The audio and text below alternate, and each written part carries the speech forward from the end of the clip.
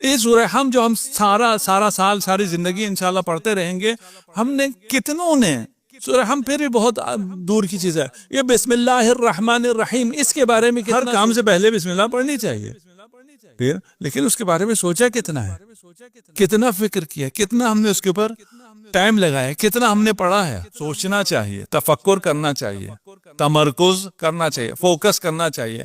اسی کی پریکٹس کے لیے نماز تکرار ہے، نماز میں تکرار در تکرار در تکرار ہے. اور یہ سورہ حمد یہ نہیں کہ 5 دفعہ ہے، ہر رکعت میں ہے. اور اس کے بعد آپ مستحب نمازیں پڑھنے جائیں تو اس میں بھی ہے، نہیں کہ جی واجبات میں آپ چلیں یہ پڑھیں، مستحبات میں اب آپ سورہ حمد کو رہنے دیں کچھ اور پڑھ لیں، نہیں، پھر وہی پڑھنا ہے. کس لیے؟ تاکہ آپ عمیق فکر کر سکیں، سوچ سکیں، تمرکز کر سکیں. اور جو وقت آ گیا، آج اگلا جو پوائنٹ میں چاہ رہا تھا آج میں اس کو چھیڑ دیتا ہوں، کل انشاءاللہ اسے ختم کریں گے. قوی انسان چاہیے اسلام کو. جو انسان الہی انسان ہوتا ہے وہ قوی ہوتا ہے، وہ طاقتور ہوتا ہے، وہ مضبوط ہوتا ہے، وہ کمزور نہیں ہوتا، وہ بزدل نہیں ہوتا. یہ ہمیں اس طرح بتایا نہیں گیا ہے.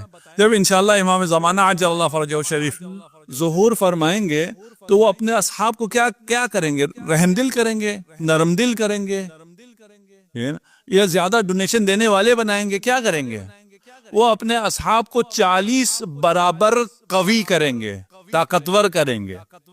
اور انسان جب ایک دفعہ طاقتور ہو جائے، اور طاقتور بدن کی طاقت کی بات نہیں کر رہے، روح کی طاقت کی بات کر رہے ہیں، معنوی طاقت کی بات کر رہے ہیں، اندر سے انسان مضبوط ہو جائے. جب انسان مضبوط ہو تو وہ گناہ بھی نہیں کرتا ہے، وہ انفاق بھی کرتا ہے، وہ مہربانی بھی کرتا ہے. دشمن کے سینے سے اتر کے آنے کے لیے زیادہ طاقت چاہیے. دشمن کے سینے پر ہیں، اس کا گلا کاٹنے کے لیے زیادہ طاقت نہیں چاہیے، وہ تو گر گیا ہے نا.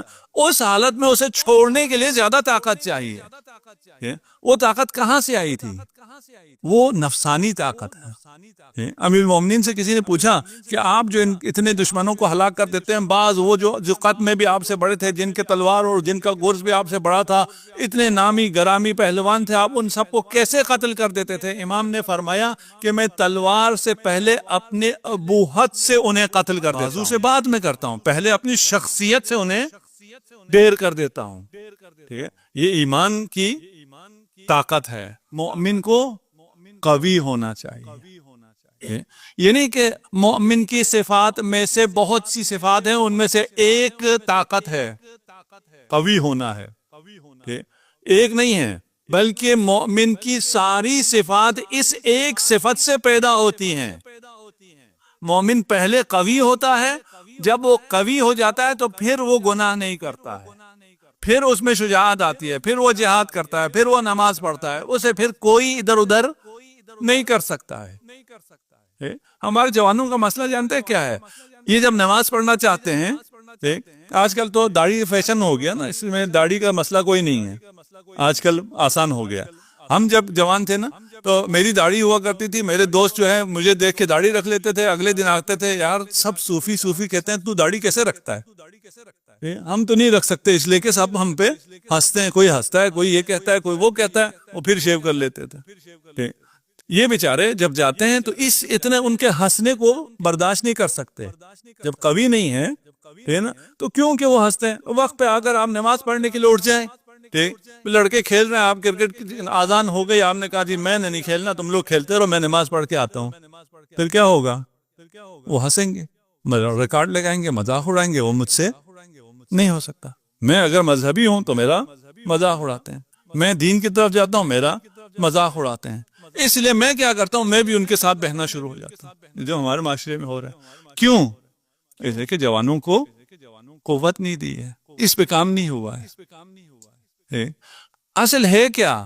اصل یہ ہے اگر آپ سوچیں، سمجھیں اور تعقل و تفکر کریں. وہ بیچارہ جو نماز نہیں پڑھ رہا، اس پر آپ کو رونا چاہیے. وہ بیوقوف آپ پر ہنس رہا ہے اور آپ اس سے متاثر ہو رہے ہیں. آپ کیوں اس سے متاثر ہو رہے ہیں؟ ایک پاگل کی طرح نا، ایک پاگل یہاں سے جاتے ہوئے آپ پہ ہنسے، آپ کو کیا ہوگا؟ کوئی فرق نہیں پڑے گا، یہ تو پاگل ہے، اس کے ہنسنے سے کیا ہوتا ہے؟ تو آپ کے دیندار ہونے پر اگر کوئی آپ پر ہنس رہا ہے تو آپ کو تو پلٹ کر اسے کہنا چاہیے تیری جو حالت ہے اس میں تو مجھے رونا آتا ہے، تو مجھ پر ہنستا ہے۔ کم از کم اگر آپ اس سے کہہ نہیں سکتے تو اس کے ہنسنے کا، ان کے مذاق اڑانے کا آپ پر کوئی اثر نہیں ہونا چاہیے، لیکن ہوتا ہے، عام معاشرے میں اثر ہوتا ہے۔ کیوں ہوتا ہے؟ اس لیے کہ میں نے کبھی سوچا نہیں، انہوں نے مذاق اڑایا، میں متاثر ہو گیا، میں نے بیٹھ کے سوچا نہیں کہ ان کے مذاق اڑانے سے کیا ہوتا ہے، نماز پڑھنے سے کیا ہوتا ہے، اگر میں انہیں خوش کرتا ہوں تو مجھے کیا حاصل ہوتا ہے، اگر میں رب کو خوش کرتا ہوں مجھے کیا حاصل ہوتا ہے۔ اگر کوئی تھوڑی دیر کے لیے بھی سوچے نا، بالکل تھوڑی سی دیر کے لیے، کوئی بہت زیادہ تفکر کی بھی ضرورت نہیں ہے۔ اس زندگی میں یہ دوست مجھے کیا دے گا، اس کے پاس ہے کیا؟ اول تو اس کے پاس ہے ہی کچھ نہیں، اور ہو بھی تو دینے والا نہیں ہے، اسے میں نے خوش کر کے کیا کرنا ہے؟ وہ رب جس کے قبضے قدرت میں سب کچھ ہے، اگر میں اسے خوش کروں تو وہ مجھے کیا دے گا؟ تھوڑی دیر سوچیں، یہ زندگی ہے۔ ہم 1000 سال فرض کر لیں، لوگ دعائیں دیتے ہیں نا، خدا آپ کو 1000 سال عمر دے، ہم بھی خوش ہوتے ہیں، 1000 سال کی دعا لے کے خوش ہوتے ہیں۔ حقیقت میں پتہ ہے کیا ہے؟ حقیقت میں یہ ہے کہ آپ اپنے بیٹوں کی، اپنی اولاد کی موت بھی دیکھیں، ان کے اولاد کی موت بھی دیکھیں، ان کی اولاد کی بھی موت دیکھیں، یہ سارے غم دیکھتے رہیں اور آپ زندہ رہیں۔ 1000 سال جینے کا یہی مطلب ہے، کتنی نسلیں آپ کے سامنے مرتی رہیں گی، آپ ان کو دفناتے رہیں گے۔ 1000 سال بھی آپ کو یہاں اگر زندگی مل جائے تو غم ہی ملے گا۔ بوڑھے ماں باپ ہوتے ہیں، ان کے جوان بچے مر جاتے ہیں، انہیں بہت زیادہ دکھ ہوتا ہے، وہ یہ بات کہتے بھی ہیں کہ ان کو ہمیں دفنانا تھا، ہم انہیں دفنا۔ یہ 1000 سالہ زندگی اس ابدی زندگی کے سامنے، یہ 100 سال 50 سال تو بہت کچھ بھی نہ ہوا نا، اس کے سامنے اسی کی قیمت ہے۔ ابدی کے مقابل میں اگر 1000 سال آ جائے، 10,000 سال آ جائے، 10 لاکھ سال آ جائے، 10 ارب سال آ جائے، کیا حیثیت ہے؟ جو ایٹرنل ہے، جو ختم نہ ہونے والی ہے، جو لامتناہی ہے، جو ابدی ہے، اس کے مقابل میں 1 ارب سال بھی ہو تو وہ بھی صفر ہے، گزر جائے گا۔ 1 ارب سال بھی ہو تو گزر جائیں گے۔ ہماری کتنی سی زندگی ہے، اس میں آدھا تو سوتے رہتے ہیں، آدھا بچپنے میں نکل جاتا ہے، کچھ حصہ مریضی میں نکل جائے گا۔ کتنی سی زندگی میں کیا حاصل کر لو کہ جس کے وجہ سے ابدی زندگی کو داؤ پہ لگا؟ ابدی زندگی نہیں ہے، ہمارے پاس تو ایک اور فیکٹر بھی ہے، وہ ابدی ہونا اپنی جگہ۔ یہ زندگی ہم نے عام انسانوں کے ساتھ گزارنی ہے، وہ زندگی ہم نے جوار معصومین میں گزارنی ہے، اس کا ایک لمحہ ہمیں ادھر پوری زندگی سے زیادہ ہونا چاہیے۔ وہ ابدی زندگی جوار معصومین میں، اس پہ کمپرومائز کریں۔